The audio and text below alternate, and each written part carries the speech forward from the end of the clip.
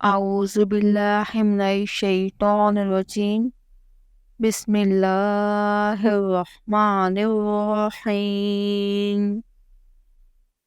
روزہ فرض عبادت ہے جو نفس امارہ کی خواہشات پر قابو پانے کی صلاحیت پیدا کر دیتا ہے، یعنی یہ جہاد مع نفس اور قرب الہی کا بہترین ذریعہ ہے۔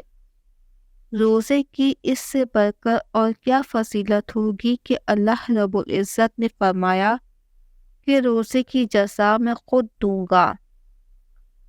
روزے کے احکام کے متعلق قرآن مجید میں سورہ بقرہ میں ارشاد ہے، اے لوگو جو ایمان لائے ہو، تم پر روزہ رکھنا اسی طرح فرض کیا گیا ہے جس طرح ان لوگوں پر فرض کیا گیا تھا جو تم سے پہلے تھے، تاکہ تم متقی بن جاؤ۔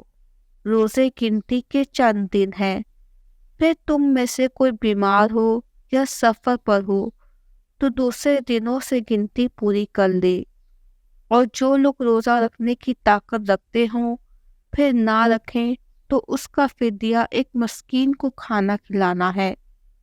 پھر اگر کوئی اپنی خوشی سے زیادہ نیکی کرے تو یہ اس کے لیے بہتر ہے، اور تمہارا روزہ رکھنا تمہارے لیے کہیں بہتر ہے اگر تم علم رکھتے ہو۔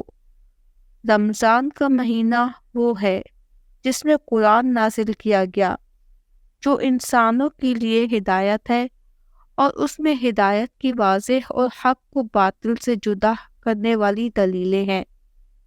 پھر تم میں سے جو شخص اس مہینے کو پائے تو اسے چاہیے کہ اس کے روزے رکھے، اور جو شخص بیمار ہو یا سفر پر ہو تو دوسرے دنوں میں گنتی پوری کرے۔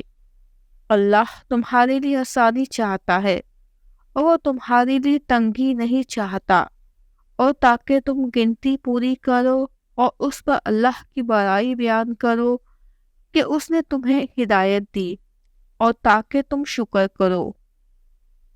اور اے نبی، جب میرے بندے آپ سے میرے بارے میں سوال کریں تو بے شک میں قریب ہوں، میں دعا کرنے والے کی دعا قبول کرتا ہوں۔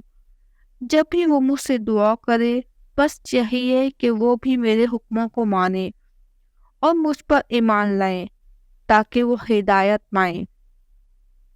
تمہارے لیے روزے کی رات کو اپنی عورتوں کے ساتھ صحبت کرنا حلال کر دیا گیا ہے، وہ تمہارے لیے لباس ہیں اور تم ان کے لیے لباس ہو۔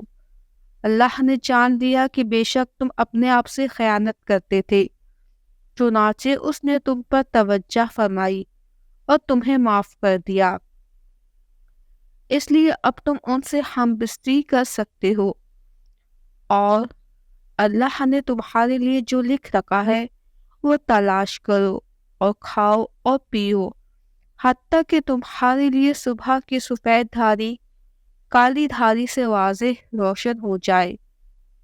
پھر تم روزے کو رات تک پورا کرو، اور جب تم مسجدوں میں اعتکاف بیٹھو تو اپنی عورتوں سے ہم بستری نہ کرو، یہ اللہ کی حدیں ہیں، لہٰذا تم ان کے قریب مت جاؤ۔